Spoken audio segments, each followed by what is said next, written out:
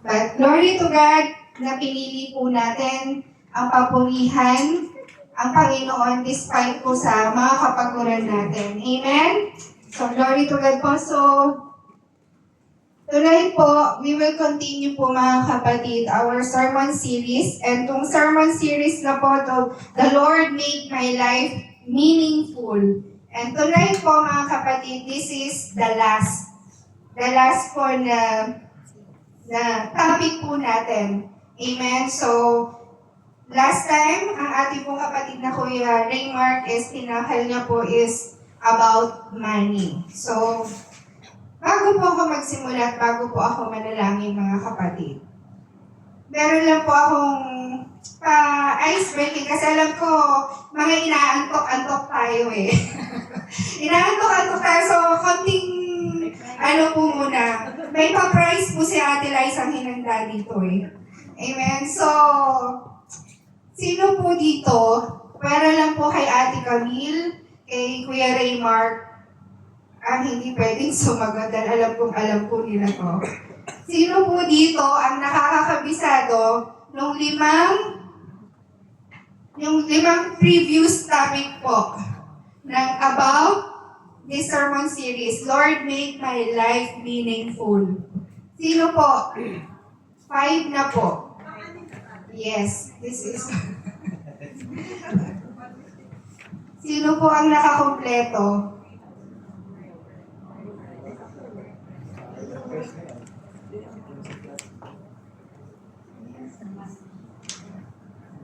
Alam ko kaso hindi ako makain ng chocolate. Sino po? O sige, kahit dalawa na lang. Ano po yung una at pangalawang topic? Ayun na, may ikodigo ako yun. Ate sa mga kids daw. Kids daw. Sige po, sino sa kids? Yes, Kuya Rap. Ate ano, si Ate Sinta. Si Ate Sinta. May lakas mo, ba't Lord, make my money meaningful. And Lord, make my work meaningful. make my work count and make my money meaningful. Amen. So here's your prize, Ate Sinta. May napakakain niya. Ayan. Amen. Amen. So, ayan, nahuhuli-huli po tayo. Ano? Nahuhuli-huli po tayo na so, napaka-importante po. Ito, last na. Sino po ang makakapagpakita sa akin ng any topic na may notes po? Pwede ba daw? Pwede naman. Pwede. Meron ka na daw. Yung price ka na, yung iba naman.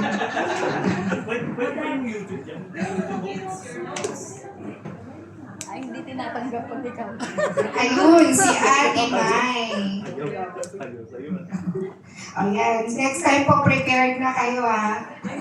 Sasabihin natin lang kay Pastor kung sino yung mga very good. Susunod na po, Cash. Amen. So, glory to God po mga kapatid. I know na ito po is napakahalaga kasi masarap balik-balikan mga kapatid yung mga past topics natin, nakakalimutan man natin. Pero itong mga topic na to, pag may mga pinagdaraanan tayo or masaya tayo, pwede po natin itong balik-balikan para po to guide, patuloy na guide po sa buhay po natin, paalala. Lagi tayong mapaalalahanan kasi likas po sa atin mga tao, mga kapatid, yung pagiging makalimutin. Pero once we have po itong mga lectures na itong mga mga notes na to, pwede nating balikan at pwede nating maalala yung mga paalala sa atin, pangako ng Panginoon sa atin, katuruan ng Panginoon sa atin. Amen?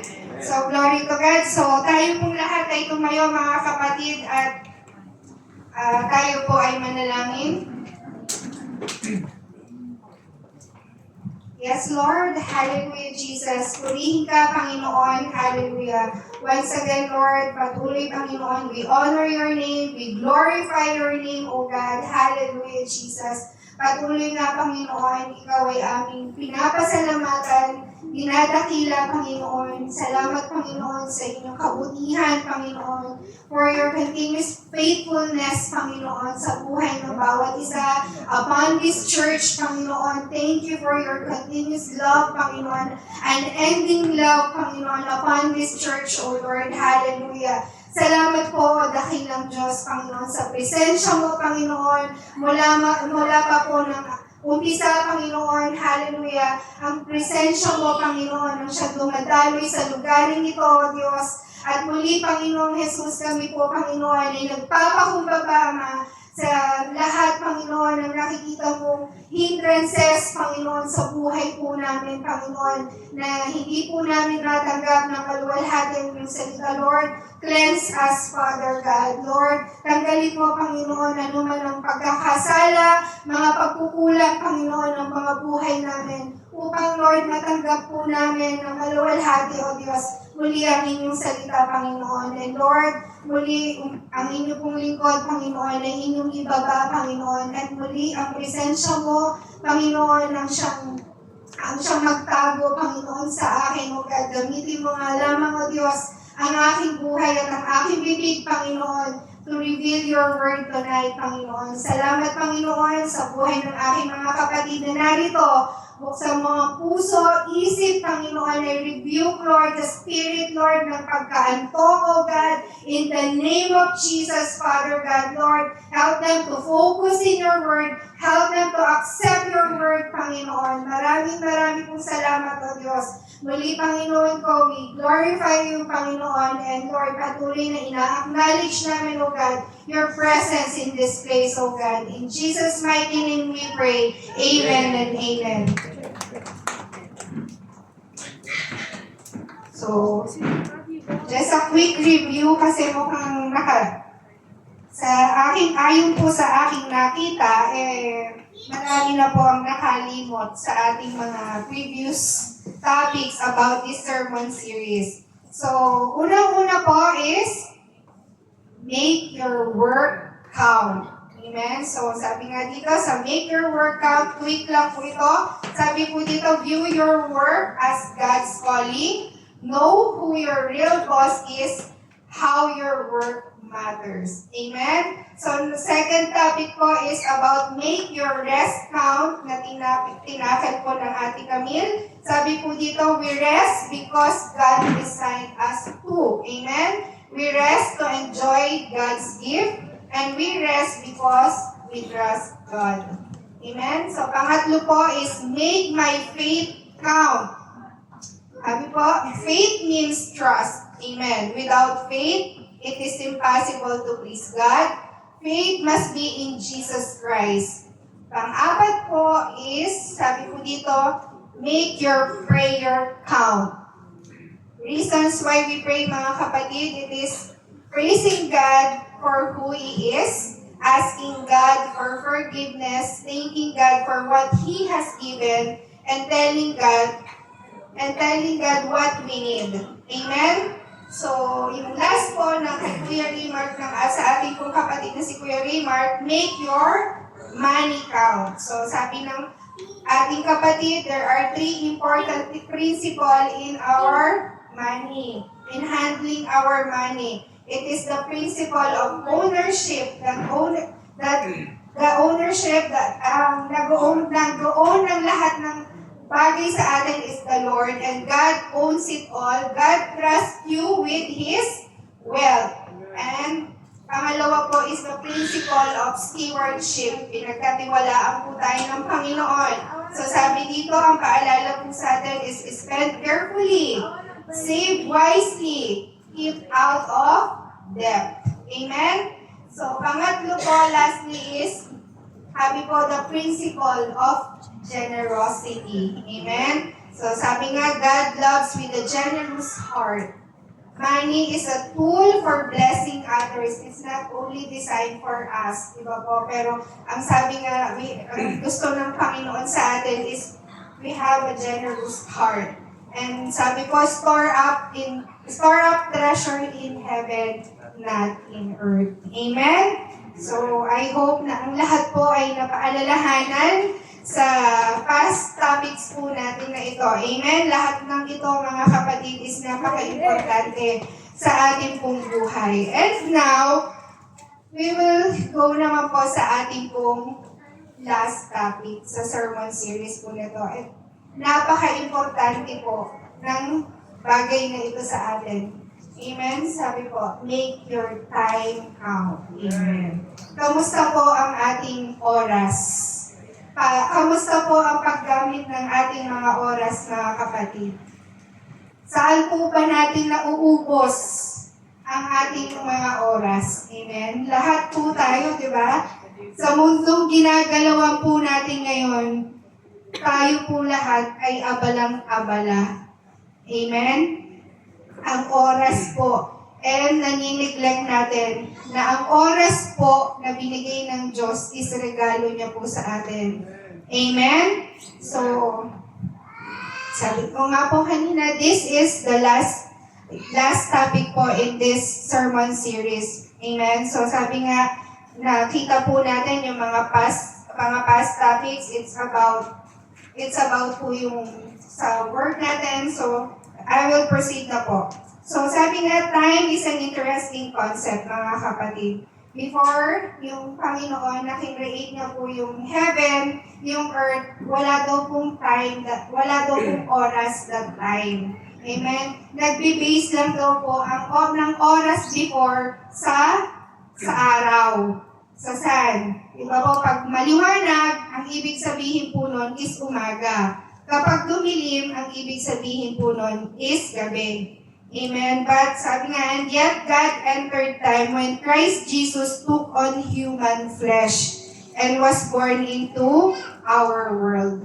Amen? So doon daw po nag-umpisa ang pag-ikot ng oras. Nagkaroon ng 24. Ilang oras po in a day, mga kapatid? 24. We have 24 hours in a day. Amen? Sabi nga po, but the Lord, sabi nga, ang Panginoon po natin is may sarili pong timeline. Amen? May sarili pong deadline sa buhay natin. And minsan, tayo po, nakakalimutan natin na merong Diyos na may tamang timeline sa buhay po natin. Amen? So sabi nga, ang sinusunod po ng Panginoon, hindi po natin pwedeng pangunahan. Amen? May mga pagkakataon na naiinip tayo, Lord, ibibigay mo pa ba sa akin to? Lord, darating pa ba sa akin to? Lord, bakit ang tagal-tagal mo nang hinihingi to? Bakit hanggang ngayon wala pa rin? And ito po yung mensahe po ng Panginoon, mga kapatid, that ang Panginoon po natin is may sariling timeline sa kanya-kanya pong buhay ng bawat isa. Amen? So, let us read, mga kapatid, ang ating pong key verse po sa gabing ito. So, samahan niyo po akong basahin, mga kapatid, from Ecclesiastes 3, verse 1 to 11. Medyo mahaba po. Sabi po dito, may takdang panahon para sa lahat. Amen?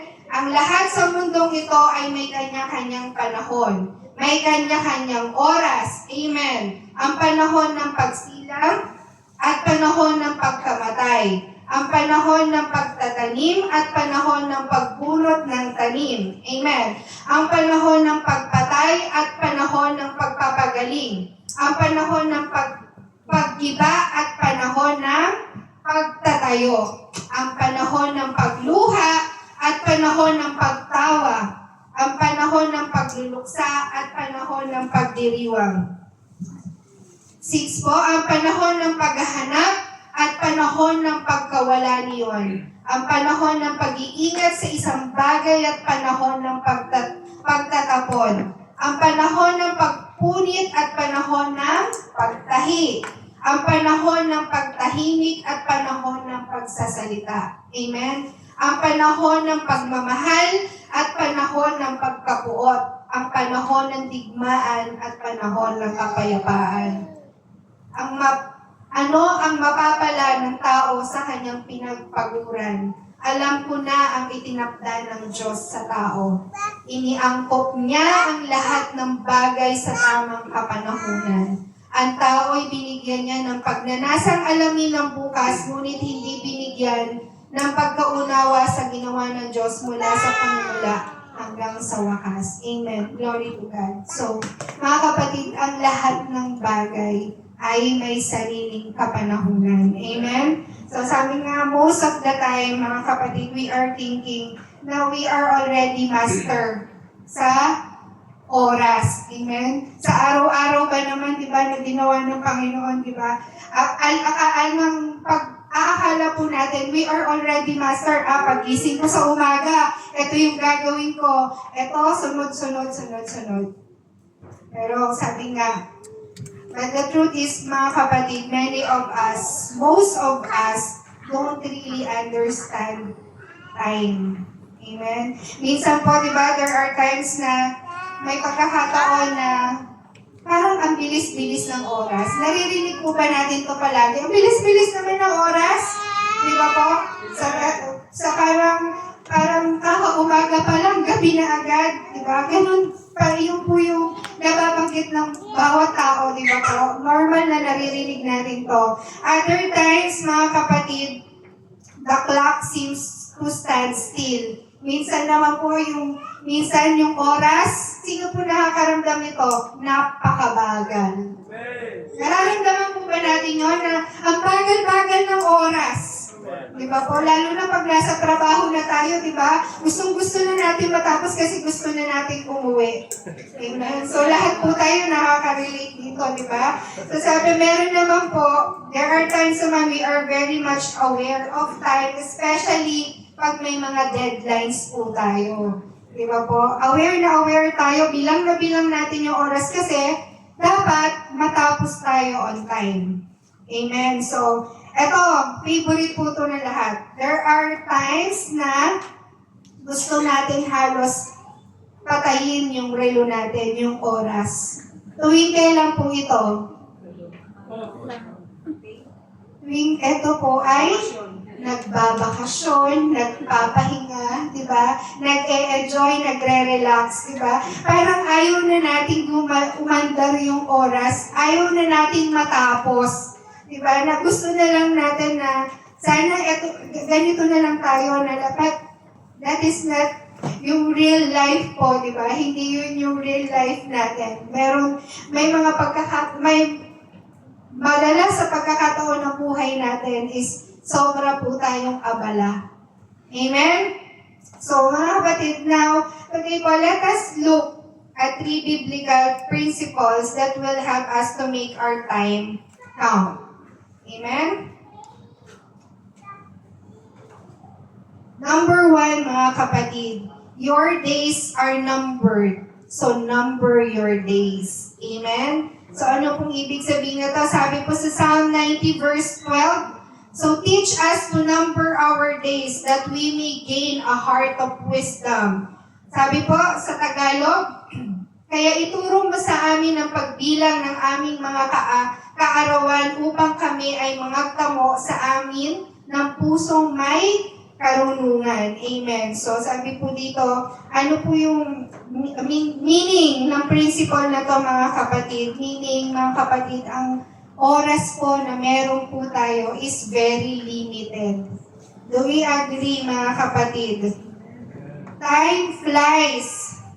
Life is so uncertain, mga kapatid, na hindi natin namamalayan na napakabilis tumakbo ng panahon, ng oras, di ba? Hindi natin mamamalayan yung anak natin, baby pa nung pinanganak, ngayon ang laki-laki na nila. So parang kailan lang. So ganun po kabilis ang panahon. And sabi nga, the time is very limited. So as time is limited resource, paano po yung gagawin natin, mga kapatid? We have to treat this time very carefully. We have to value our time each day. Yung po yung gusto ng Panginoon. Amen? Hindi maubos ang panahon natin, ang oras natin sa sa mga walang kabuluhang bagay. Amen? So, sabi nga, there are two key points po sa your days are numbered. Your days are numbered, so number your days. Ang una po is there are only so many hours in the day. Sabi nga natin kanina, ilang oras po meron sa isang araw? 24 hours. So sabi dito, ang liwanag ay tinawag ng araw at ang dilim naman ay tinawag na gabi. Dumaan ang gabi at sumapit ang umaga, iyon ang unang araw. Amen. So, ayun po yung kaninang sinabi ko, no, na kung paano ginagamit ng Panginoon yung dati na wala pang tinatawag na time. Yun yung liwanag at pag nagdilim, yun ay gabi. So, sabi nga, napaka-limited lang ng bawat araw ng buhay natin. Yung 24 hours na yun, minsan gusto pa natin i-stretch, gusto pa po natin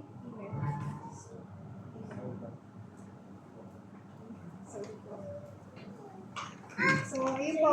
Minsan gusto pa natin i-stretch, di ba? Kulang pa yung isang araw para sino po yung Amen. So, sino po yung nakaka-relate doon na minsan gusto pa natin dagdagan yung mga araw natin? Yung parang feeling natin kulang pa yung araw natin. Amen. Di ba po? Minsan kulang na kulang. Parang pero yung 24 hours na yung binigay sa atin ng Panginoon in a day, pero feeling natin nagkukulang pa po ito. Amen? So, yun po yung tinatawag na sobrang limited. Kaya kailangan i-value po natin yung bawat oras ng buhay natin. Amen? So, sabi nga, but when Jesus came, we have 24 hours each day. Para ano po? To work. Ano pa mga kapatid? Ano pa yung mga ginagawa natin in 24 hours a day? Sige mga kapatid, samahan niyo ako para hindi po tayo inaantok. Gising-gising po tayo mga kapatid. Malakas na po, mahina po ba yung boses ko? Amen. So, sabahin niyo po ako. Ano po yung mga ginagawa natin sa bawat araw? Nagtatrabaho, natutulog, nagpapahinga, ano pa? Ano pa po? Kumakain. Ano pa po? Nagse-cellphone. Ilang oras tayo sa cellphone mga kapatid? Half of our time? Ano pa po? Nagmamahal lang. Nagmamahal daw. Parang nalulungkot ako sa mga sagot niyo mga kapatid. Parang nawala yung prayer. Nawala yung pag-worship kay Lord. Nawala yung pagbabasa ng salita ng Panginoon. And yun po yung katotohanan, di ba? Gigising, magtatrabaho, kakain, magse-cellphone, yun po yung mga binanggit niyo. Nakakalungkot po, di ba? Na minsan nakakaligtaan natin sa oras na binigay ng Diyos sa atin, yung oras natin para sa Kanya. Amen?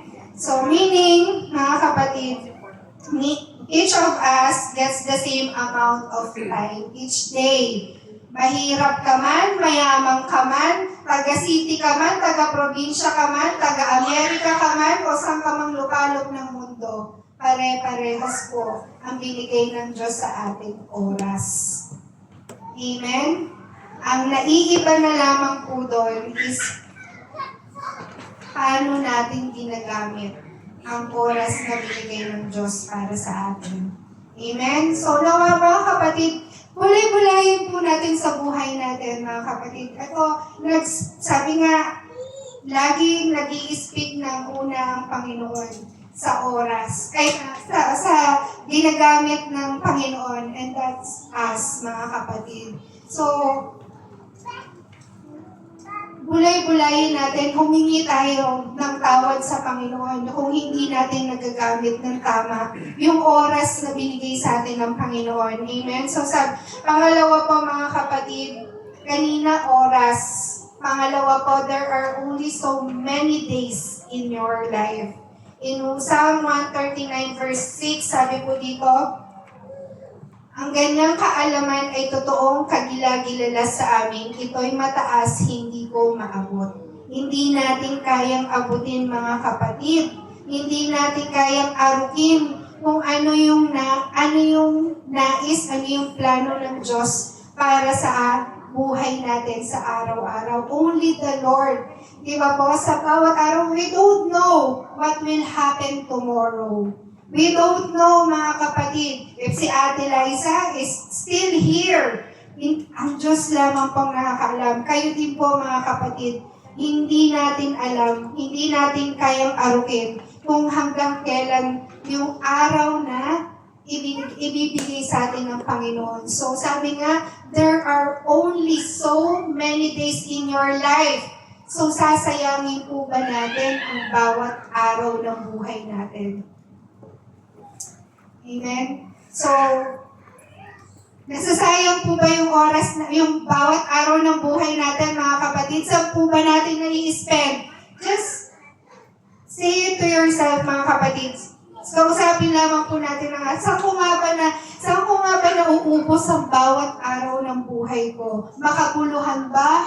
O nasasayang lang? But sabi nga, it's still hindi pa rin po huli. Di ba po? Pwede pa rin natin i-align yung bawat araw ng buhay natin sa Panginoon. Amen? Kaya nga po tayo nandito. Kaya po tayo patuloy tinuturuan ng Panginoon. Amen? Sabi nga, each of us only gets a certain amount of time on this earth and that time is ordained by God. Ang Diyos lamang po ang nakakaalam ng ating buhay. Amen? Ang iba po ay nabubuhay ng mahaba. Amen? Ang iba naman po ay mawawala ng napakaaga. Di ba po? Sabi na, napakabata pa nun na bakit wala na siya. Amen? So sabi nga, for example, mga kapatid, God gives you 70 years. Mahaba po ba yun? Mahaba na po ba yun? Sabi nga yung 70 years, that is 26,000 days.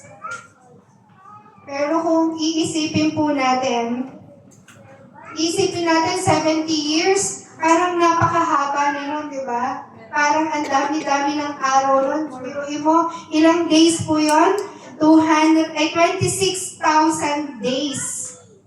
So, kung bibigyan po tayo kung iisipin po natin, akala natin napakahaba.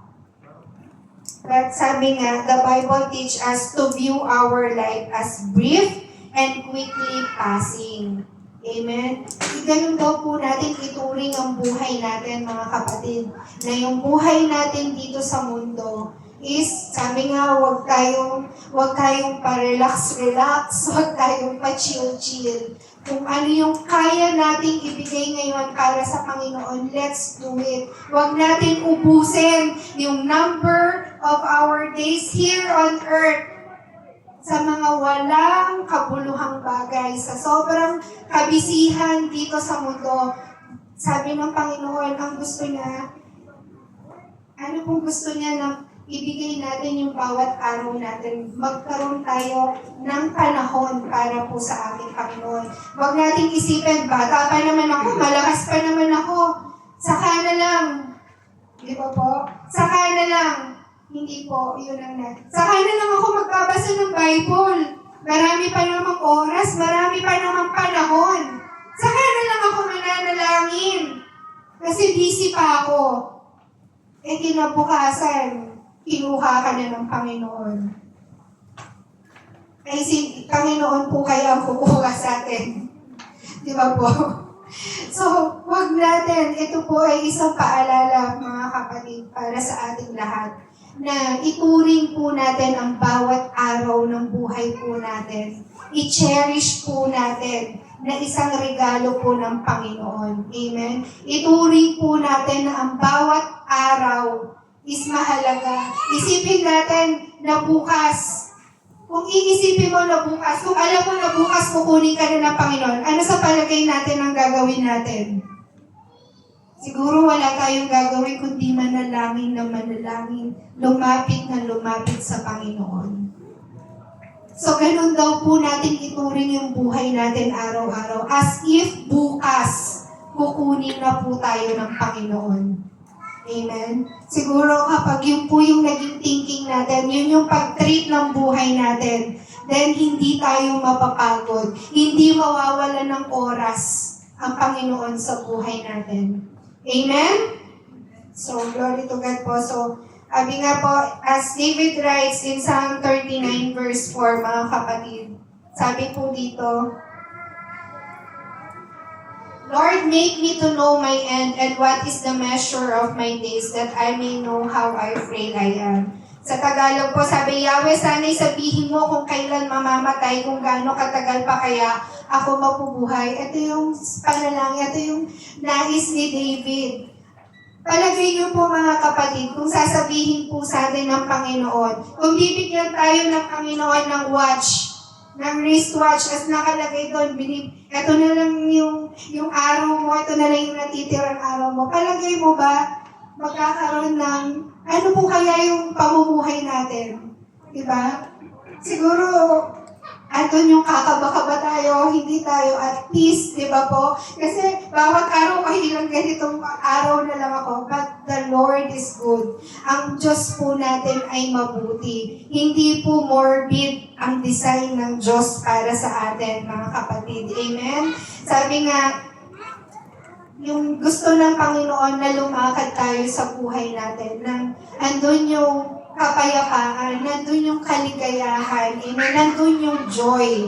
Amen? So sabi, God gets the final say on how long we live. Amen? Ang ating Panginoon lamang yung may final say. Sabi nga, but God wants us to number our days aright. Huwag natin sayangin yung bawat araw ng buhay po natin. Gusto ng Panginoon na yung number of our days, gamitin po natin ito sa makabuluhan, sa tama, sa kalugod-lugod sa Panginoon, according to the will of God. Amen?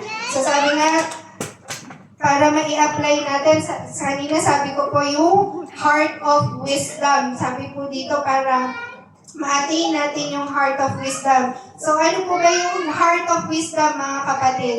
It is having a discernment. Discernment. Paano po tayo magkakaroon ng discernment, mga kapatid? Paano po tayo magkaka-discernment? Siyempre, meron tayong panahon. Di ba po? Sa salita po ng Panginoon. Yung po yung magbibigay sa atin ng discernment. Yung po yung magtuturo sa atin. Amen? The Word of God. Wisdom comes from the Word of God. Wala nang iba, mga kapatid, but only comes from the Word of God. And knowing and getting to know the Lord deeply. Amen? Yung may relasyon tayo sa Panginoon. And again, magkakaroon po tayo ng malalim na relasyon sa Panginoon. Magkakaroon po tayo ng heart of wisdom when we give time po, panahon sa Panginoon. Amen? So, the second principle, I hope clear po ang ating unang point. Ang ating unang principle, pangalawa pong principle is, there is a time for everything, so manage your time well. Amen? So sabi po sa Ecclesiastes 3, verse 1, to everything there is a season, a time for every purpose under heaven. Amen. So sabi nga, when God created the heaven and the earth, ang design po ng Diyos dito sa mundo is napakaganda, napakaayos. Amen? Bagamat ang tao nga po, di ba po, alam naman natin ang tao ay nahulog po sa pagkakasala. Amen? Nahulog po, nagrebelde po laban sa Diyos. Amen? Kaya naman, ano po yung nung nagkasala po ang tao sa Panginoon, pumasok ang kapangitan dito sa mundo. Amen? Ano pa po yung pumasok? Pumasok ang kasamaan, kahirapan, sakit, samot-saring pagdurusa na pinagdaraanan po ng tao.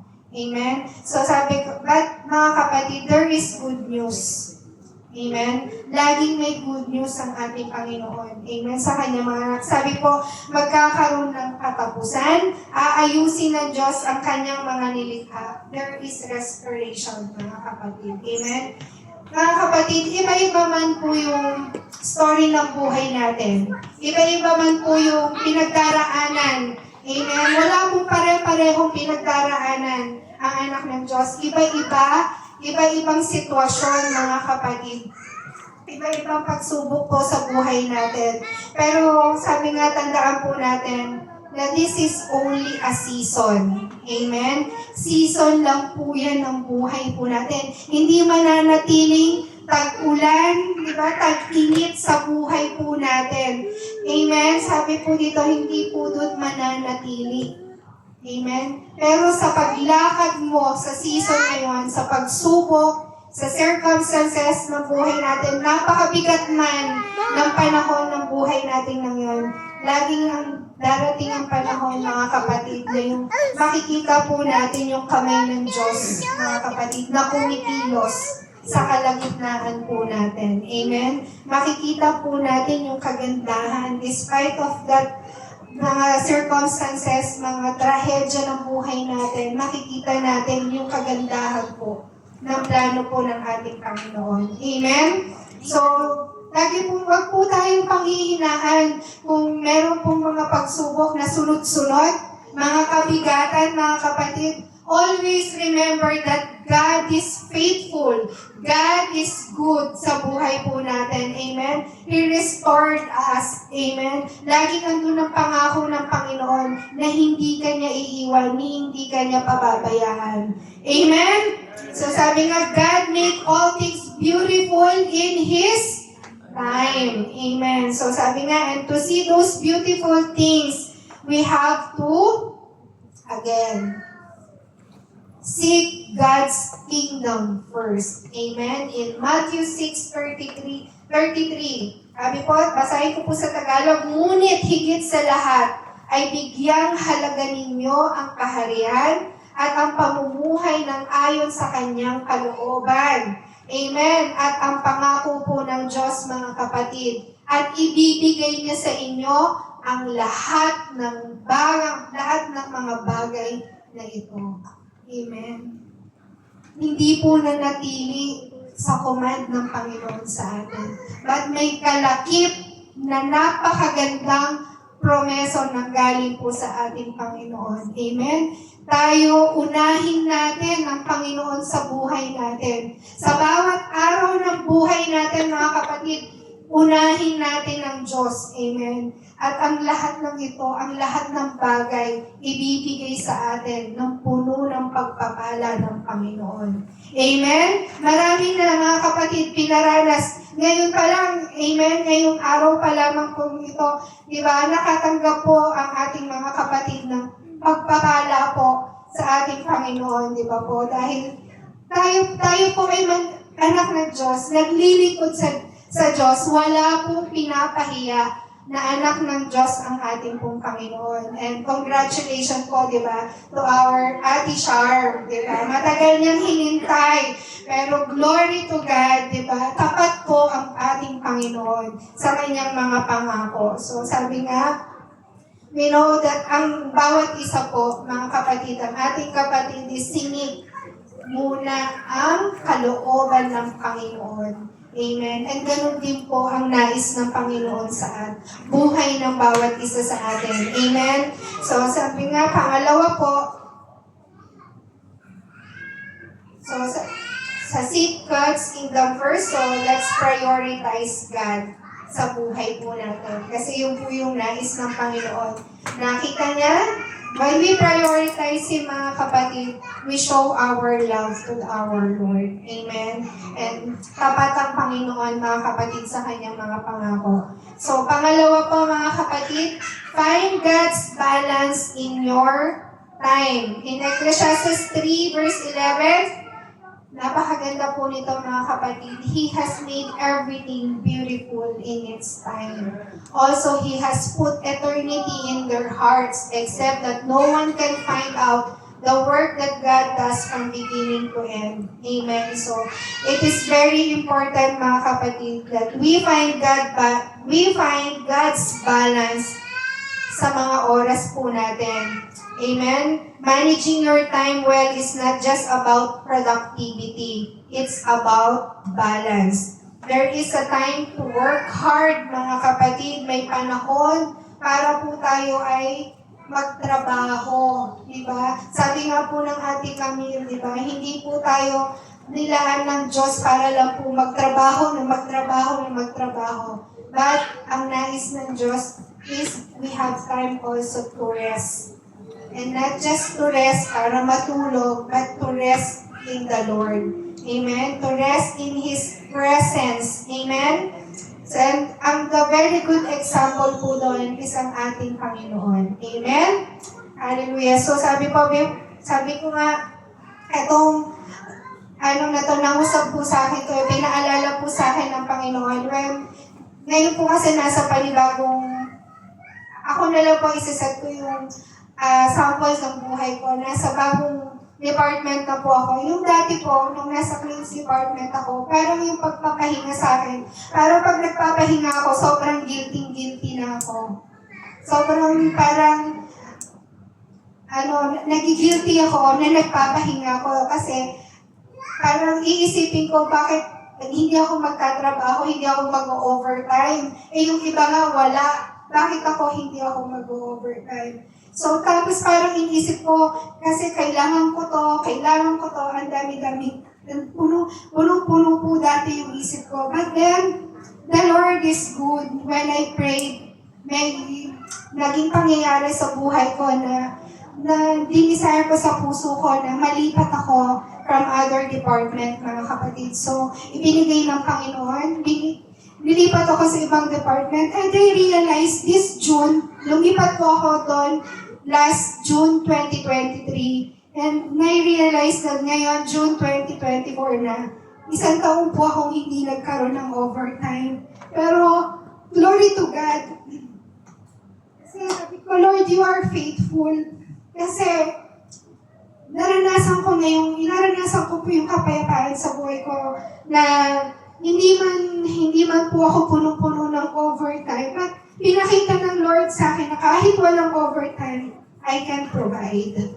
I can give what you need.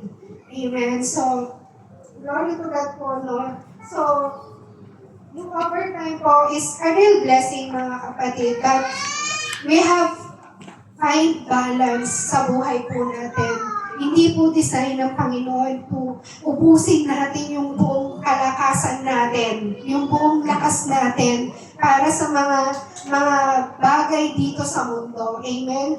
Sabi nga, ang mundo na ginagalawan po natin ngayon is sobrang pressure, di ba? Na makikita natin yung paligid natin, mapipressure tayo kung titingin tayo sa mundong ginagalawan natin. Mapipressure tayo. Yung kasamahan natin, nakapag-build na siya ng ganito, nandito na siya. So, punong-puno ng pressure. Pero sabi nga ng Panginoon, we have to find balance sa oras kasi ang Panginoon ay tapat. Hindi niya po tayo pagkukulangin. Amen? So sabi nga, ang oras po is a gift from God. God has given us sufficient time to accomplish everything He has called you to do in our life. So manage your time well. So gusto ko i-manage po natin, magkaroon po tayo, kamusta po kaya yung time management natin, mga kapatid? Sino po dito yung mahilig na, yung may time management, that yung every hour meron kang sinusunod? Sino ba wala? Most of us, di ba? Kung ano na lang yung dumating sa araw. Pero kung iba na talagang yung may time management sa bawat araw. Amen? So, sabi nga mga kapatid, we have to manage our time. We have to value our time well. Amen? So, pangatlo po mga kapatid, lastly, the third principle, mga kapatid, the last principle is the days are evil. So be careful how you live. Amen. So this is a warning from the Lord. Amen. Sabi po sa Ephesians 5:15 to 17, sabi po, so be careful how you live. Don't live like fools, but like those who are wise. Make the most of every opportunity in these evil days. Don't act thoughtlessly, but understand what the Lord's want you to do. Amen. So, isa-isahin po natin yung point ng Panginoon dito. Sabi dito, we have 3 points na mensahe po ng Panginoon sa atin from this Ephesians. Sabi po, live as wise, not as unwise. Amen. In Romans 13:11 to 14, this is all the more urgent, for you know how late it is. Time is running out. Wake up, for our salvation is nearer now than when we first believed. The night is almost gone. The days of salvation will soon be here. So remove your dark deeds like dirty clothes and put on the shining armor of right living. Because we belong to the day, we must live decent lives for all to see. Don't participate, mga kapatid. Ito po yung tinuturo sa atin ng Panginoon. Don't participate in the darkness of wild parties and drunkenness, or in sexual promiscuity and immoral living, or in quarreling and jealousy. Instead, clothe yourself with the presence of the Lord Jesus Christ, and don't let yourself think about ways to indulge your evil desires. Amen. This is the message of God. This is the warning of God, mga kapatid. Hindi po galing ito kay Ate Liza, but this is from the Word of God. Ito po yung katuruan upang tayo ay mamuhay ng may katalinuhan, mga kapatid. Gusto po ng ating Panginoon, mamuhay tayo ng may katalinuhan, hindi po sa kamangmangan. Amen? So, ito po mga kapatid, malinaw na malinaw. Sabi nga, we must live decent lives for all to see. Amen? So, let's be decent, not for hindi lang para sa sarili natin, but for the Lord. Amen? So, sabi nga,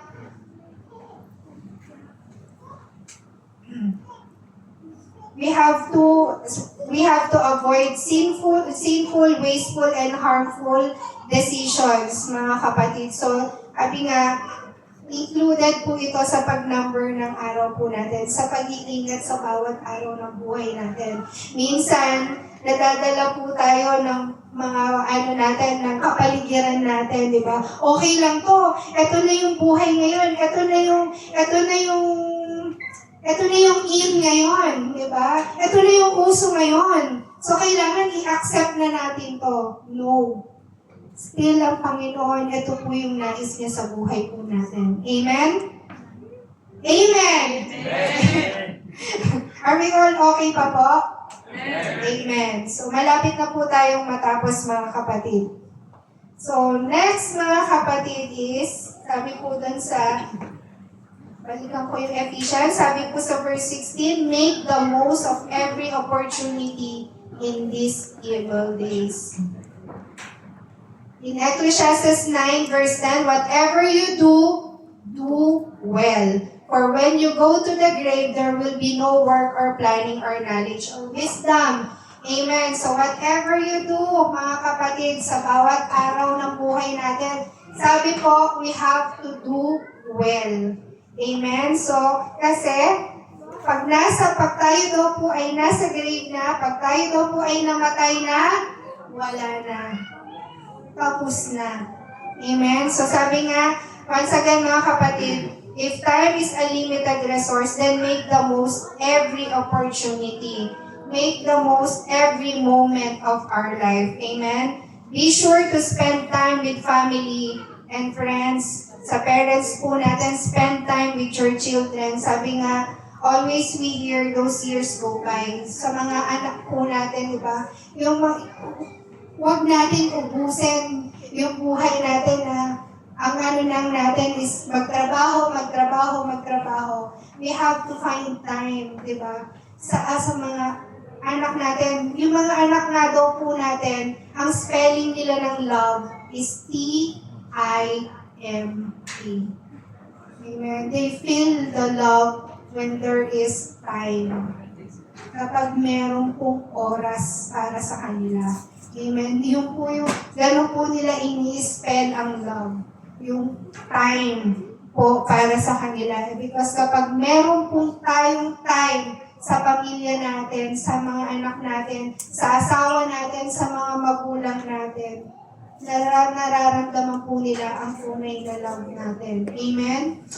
Nararamdaman din po nila yung tunay na pag-ibig po ng Diyos. Amen? So sabi nga, there is no better way to communicate your love to your child than to spend time with them. Amen? So, let us spend time yung sa ating pong mga anak. Even dito po, as OFW, ano po, di ba, hindi lahat, mga kapatid, nandito yung mga anak natin. Pero napakapalad po natin sa panahon natin ngayon, di ba? Na meron ng Zoom, di ba po, lahat ng social media nandyan na para magamit natin, na kahit malayo, yung mga anak natin, yung pamilya natin, ibinigay sa atin yan ng Panginoon upang maipadama din natin yung time natin for them. Amen? Secondly, learn to live in the present. Mga kapatid, don't waste your time worrying about tomorrow or in the future. Huwag daw po natin ubusin yung oras po natin or yung nire-regret natin yung mga nakaraan pa na sana ginawa ko to no. Sabi nga, you have to live in the present. And huwag po natin isipin, huwag natin ubusin na paano. Meron po kaming kasamahan ni Ate Princess na puno po siya lagi ng worries na paano ako sa mga pagtumanda na ako, paano ako pag ganito. Pag inubos po natin yung buhay natin sa kakaalala, ano po kaya yung magiging buhay natin? Tayo yung magiging malungkutin. Nakakalimutan natin yung biyaya ng Diyos sa araw na ito. Amen? Tingnan natin yung biyaya ng Diyos. Anong meron ng ginawa ng Panginoon sa araw na ito? Let's focus that in the day itself. Amen? So, sabi nga, hayaan natin na mag-worry yung isang, ano ba yun? Hayaan natin mag-worry yung... Yes. Sorry naman. Amen.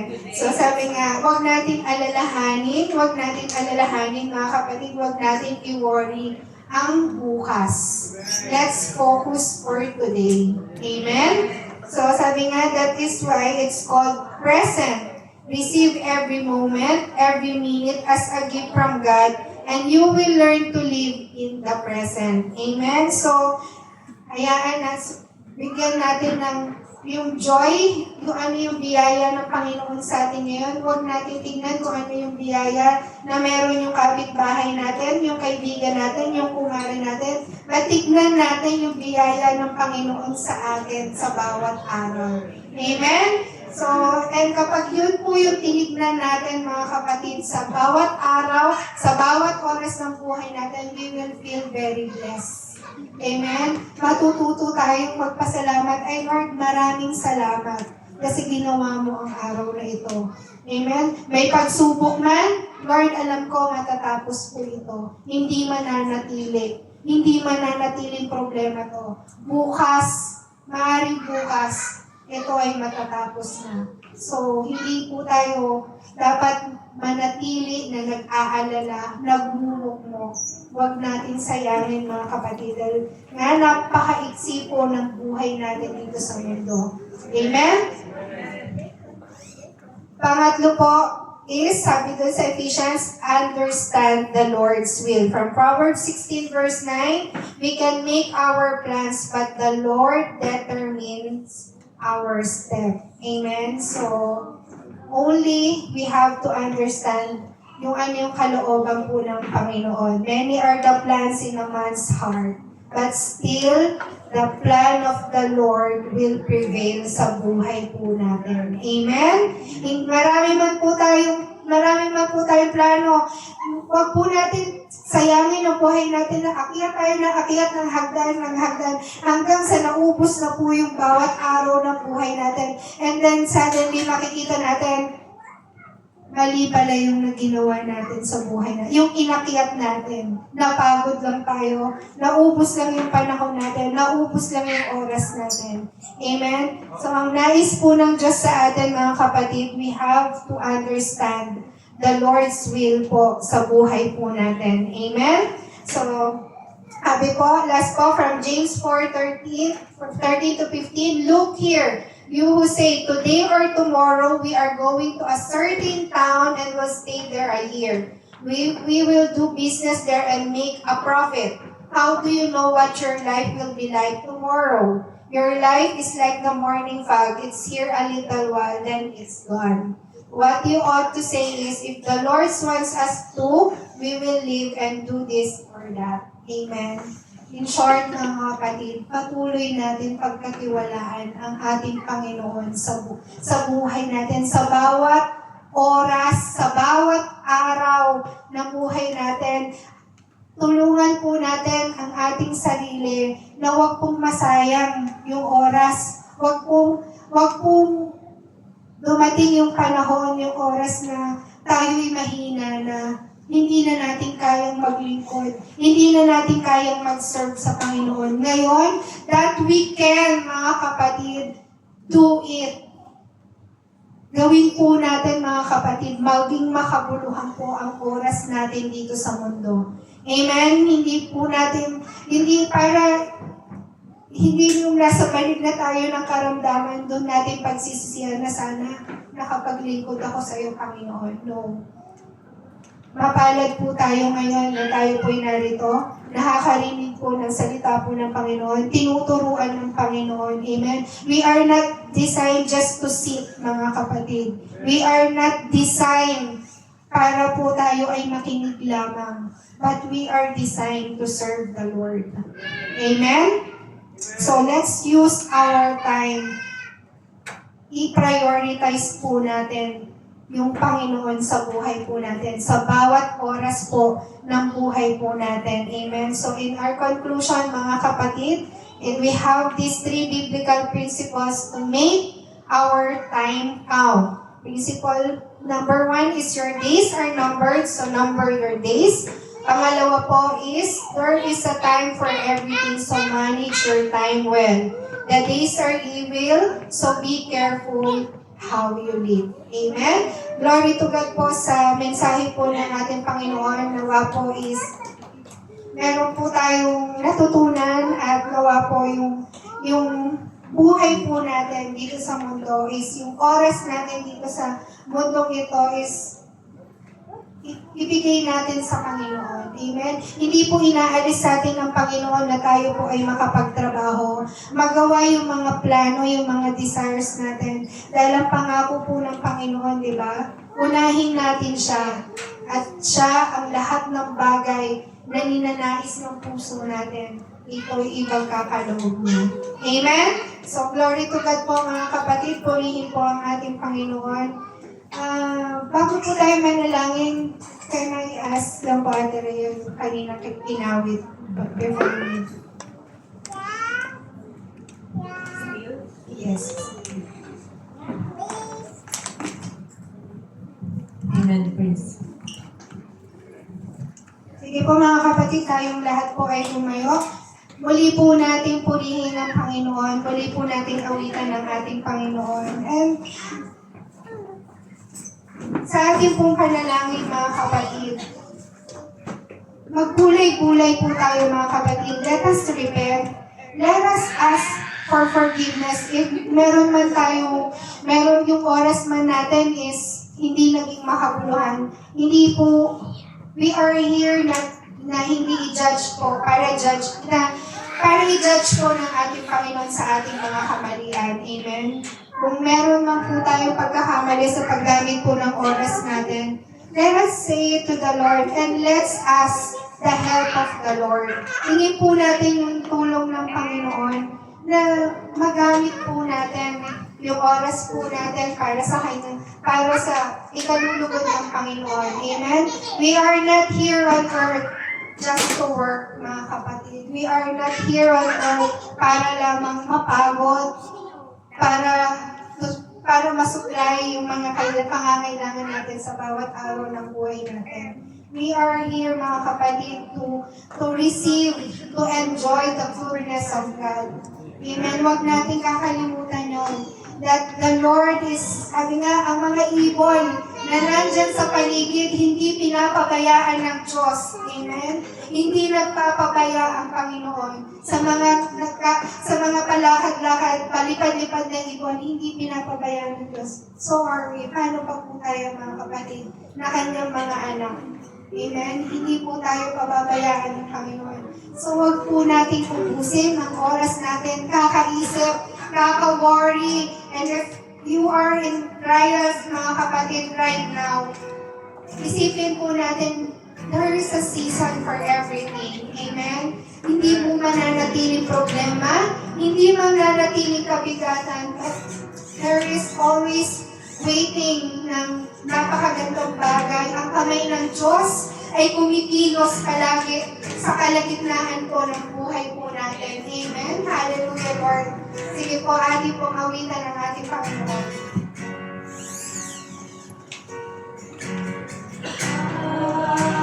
Guide me now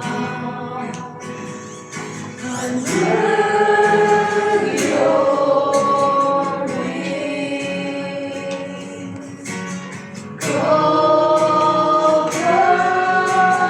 me within your mighty hand. When the oceans rise and thunders roar, I will soar in you above the storm.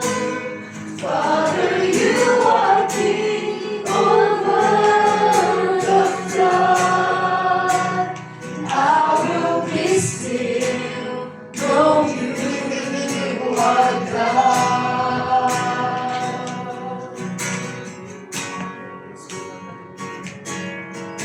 I rest my soul in Christ alone.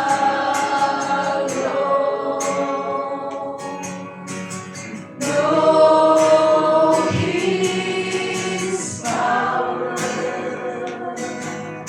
in quietness and trust. When the oceans rise and thunders roar, I will soar in you above the storm.